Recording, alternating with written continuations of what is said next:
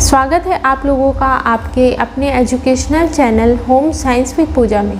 आज इस वीडियो में हम एनर्जी का मेटाबॉलिज्म किन किन मेथड्स के द्वारा किया जा सकता है और उस मेथड के लिए उनका जो मेटाबॉलिज्म किया जाता है उसके लिए किन किन मशीनों किन किन जो यंत्र हैं उनका उपयोग किया जाता है, इस बारे में डिस्कस करेंगे।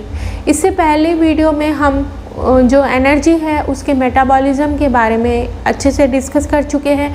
इसके अलावा हम यह भी पढ़ चुके हैं कि किन किन आविष्कारकों किन किन वैज्ञानिकों ने क्या क्या आविष्कार किए। तो चलिए आज नज़र डालते हैं एनर्जी मेटाबॉलिज्म। एनर्जी मेटाबॉलिज्म हम पढ़ चुके हैं।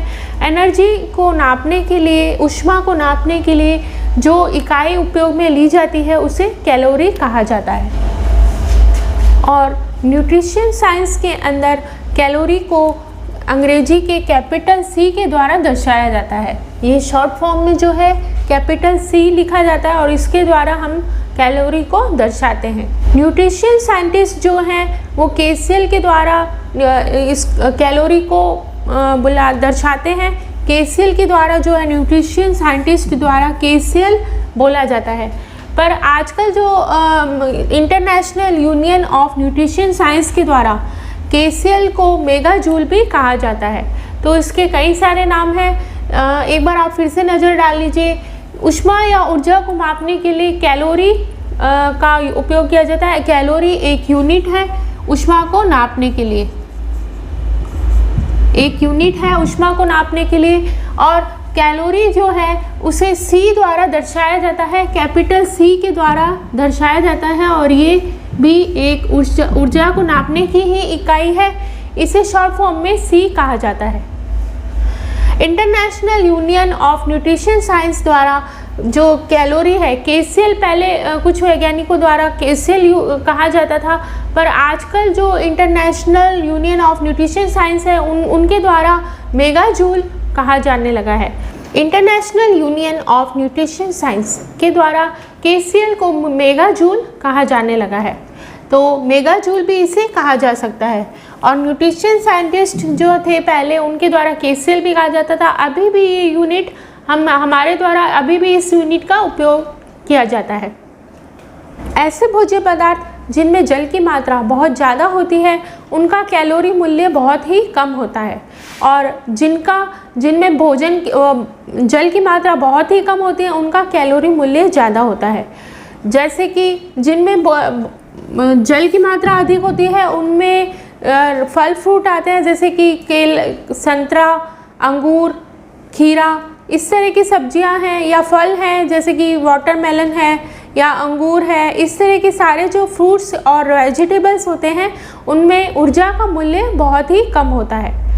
और इसके बिल्कुल ही डिफरेंट जो है, इसके बिल्कुल ही विपरीत है कि इस जो भोज्य पदार्थों में, जिन भोज्य पदार्थों में जल की मात्रा बहुत ही कम होती है उनका ऊर्जा मूल्य बहुत ही ज़्यादा होता है। जैसे कि ड्राई फ्रूट्स वगैरह हैं, बादाम, किशमिश, काजू, इनमें ऊर्जा का मूल्य सबसे ज़्यादा होता है।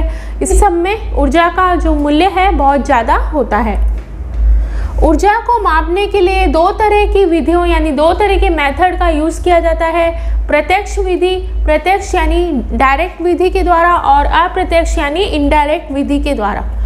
प्रत्यक्ष विधि के अंतर्गत बॉम्ब कैलोरीमीटर के द्वारा, बॉम्ब कैलोरीमीटर एक यंत्र है और उसके द्वारा जो है कैलोरी यानी ऊर्जा का मापन किया जाता है। और इस यंत्र का आविष्कार अटवाटर वैज्ञानिक द्वारा किया गया था। ये बहुत ही इम्पॉर्टेंट है। अटवाटर के द्वारा बॉम्ब कैलोरीमीटर का आविष्कार किया गया था। और अप्रत्यक्ष यानी इनडायरेक्ट विधि के अंदर, इनडायरेक्ट मेथड के अंदर बेनेडिक्ट ऑक्सी कैलोरीमीटर का उपयोग जो है ऊर्जा को नापने के लिए किया जाता है। और इनके आविष्कारक का नाम भी इसी यंत्र के नाम, ये जो आविष्कारक थे इन्हीं के नाम पर इस यंत्र का नाम पड़ा।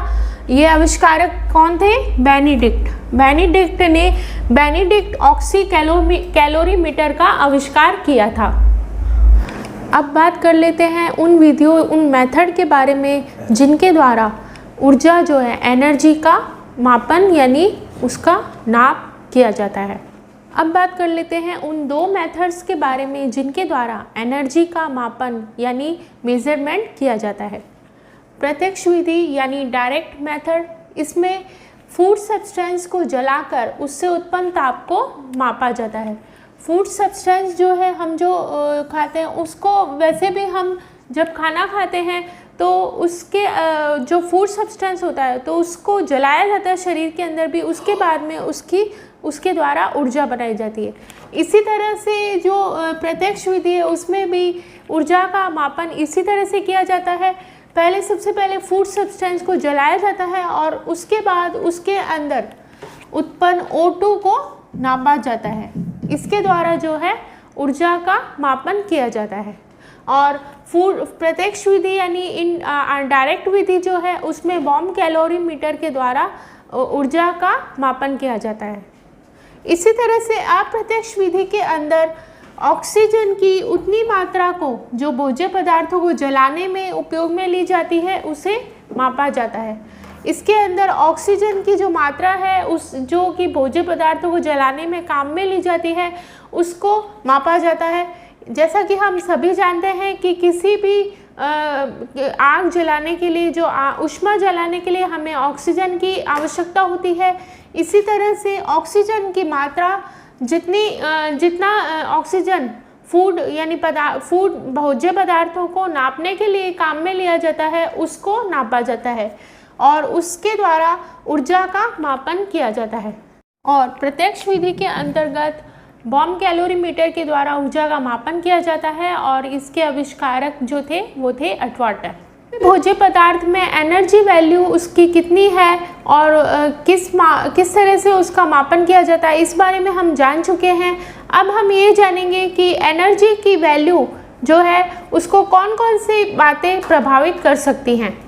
तो सबसे पहले जो है भोज्य पदार्थों में जल मूल्य, जल की जितनी मात्रा मैंने आपको पहले बताया है कि जल की मात्रा जितनी ज़्यादा अधिक होती है भोज्य पदार्थों में उनका जो कैलोरी मूल्य है वो बहुत ही कम होता है।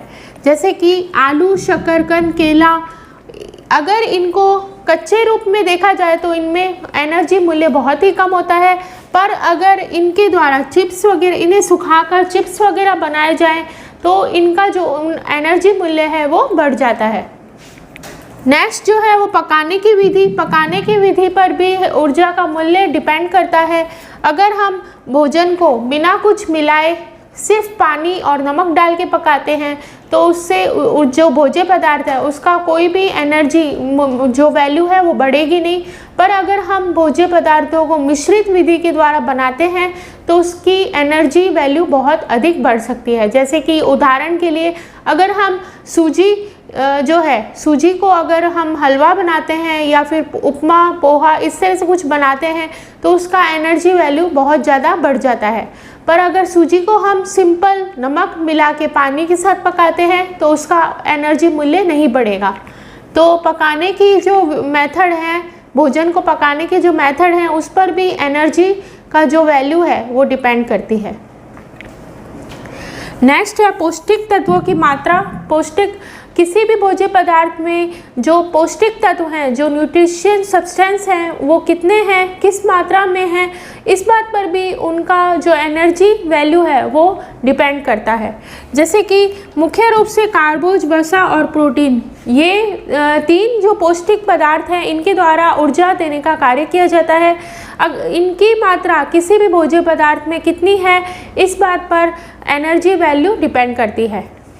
जैसे कि कार्बोज का मुख्य जो मेन वर्क जो होता है वो ऊर्जा देने का होता है। वसा और प्रोटीन जो है का जो वर्क है वो एनर्जी देने का नहीं होता है, पर वसा और कार्बोज के अभाव में ये प्रोटीन जो है ऊर्जा देने का काम करता है। कार्बोज और प्रोटीन इन दोनों से ज़्यादा जो है वसा के द्वारा हमें ऊर्जा प्राप्त होती है। वसा के अंतर्गत जैसे कि जो ऑयली पदार्थ हैं, ऑयल है, घी है, मक्खन है, दही है, इनके द्वारा हमें ज़्यादा ऊर्जा प्राप्त होती है। तो इसके साथ ही आज का हमारा समय यहीं पर समाप्त होता है। उम्मीद है आप लोगों के लिए ये वीडियो यूज़फुल रहेगी। यहाँ पर आज हमारा जो ऊर्जा का चैप्टर है वो फिनिश होता है। नेक्स्ट वीडियो में हम और एक इम्पॉर्टेंट और इंटरेस्टिंग टॉपिक के साथ मिलेंगे। तब तक के लिए इसी तरह से बने रहिए आपके अपने educational channel home science with Pooja में, जिसका मूल मंत्र है ऑलवेज सक्सेस। मिलते हैं नेक्स्ट वीडियो में। बाय।